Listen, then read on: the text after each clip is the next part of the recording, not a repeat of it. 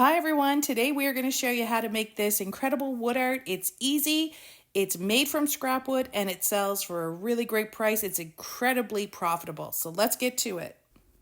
Okay, so to start this, we've got the pattern, and this is just a rough one that I drew out, and I've labeled the sections, and then I expanded this, I enlarged it, and printed it out at the size I want it, because the one we're making is quite a bit bigger.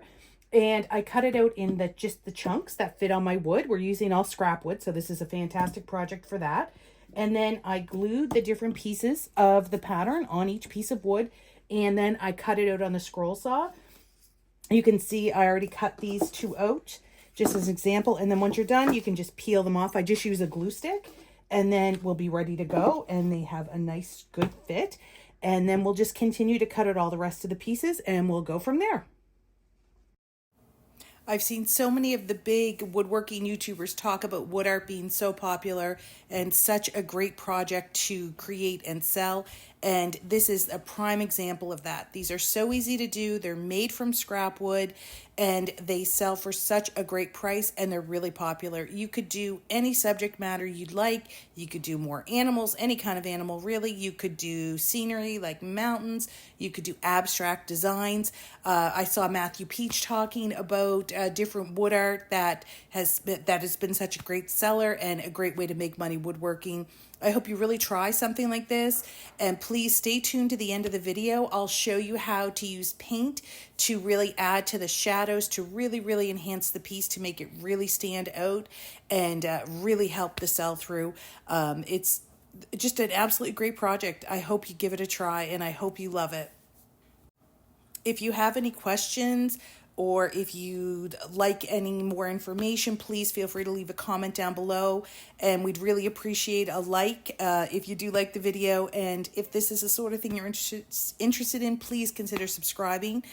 We have lots more to come, lots of different projects that will hopefully be able to help you really earn some extra money to help with things for your family, doing woodworking, doing something that you love in your free time.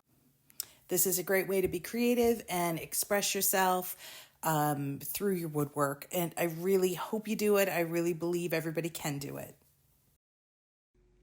Okay, so these are all the pieces. They've all been cut out on the scroll saw. And I decided to do the head just in the 4 pieces as opposed to all the little ones. I think it'll still give enough definition. So now you've got all your pieces. You're just going to remove all the pattern pieces, and then we're going to sand them up. And Chris is going to get working on the background and building the frame for it. So we have our kind of our back plate for the art, and it's going to be glued onto here. And I just found 4 regular old boards, little tiny stick kind of boards, and they're just going to go along like that. And of course, the corners are going to be mitered and stuff, and they're all going to fit together. But what I want to do right now is use the table saw to run a groove all the way down, as wide or as thick as this board is, so that it sits nicely into it all the way around. Okay. So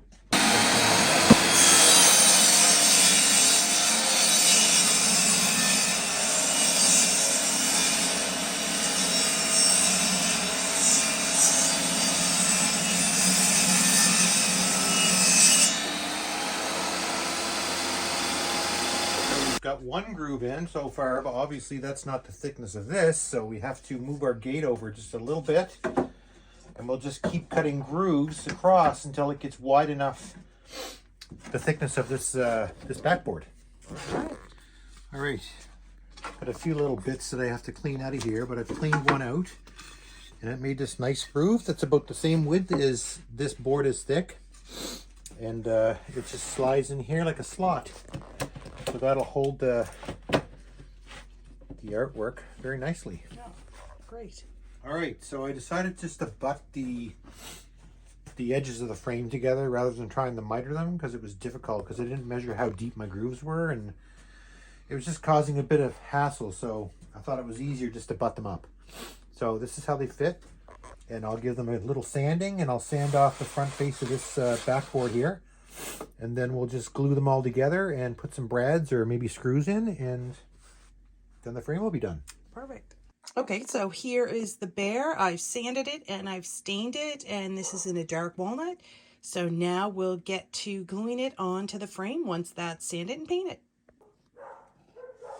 Okay, so now we've got the frame painted black, and now Chris is going to start gluing this down piece by piece. Piece by piece.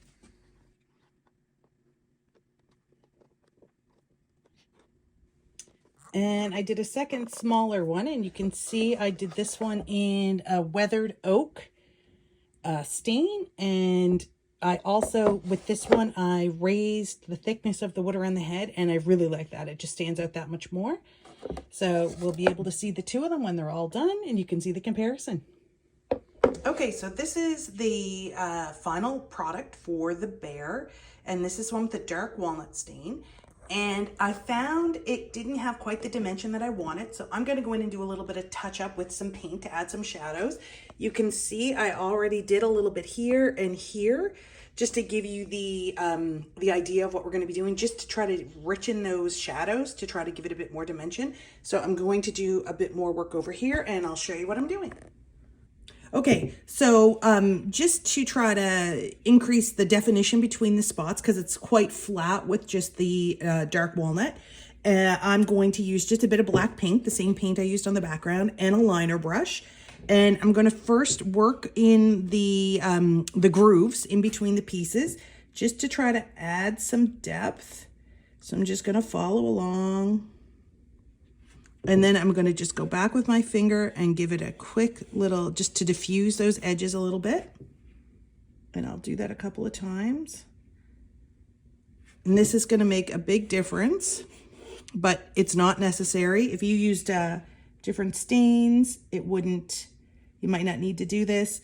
I've been a painter for many years, so this is an enjoyment for me to be able to do this at the end. So start by doing that, and then I'm going to take a slightly bigger brush with just a bit more black on it, and I'm going to just start putting a little more paint, and I use my finger to try to just soften out the edges. And with shadows, it's any area that's underneath is going to be more heavily shadowed, and generally when you do shadows, you do them in a triangle. So you can see this leg would be back, so this front leg would be shadowing it. So I'm going to focus here, and again, I'll work in a triangle and just put the dark paint down, and then I'm just using my finger to diffuse it. And you can see it's just going to really help differentiate those two pieces. So I'm going to keep going. I'm going to do a work around the head and work around some of these other spots.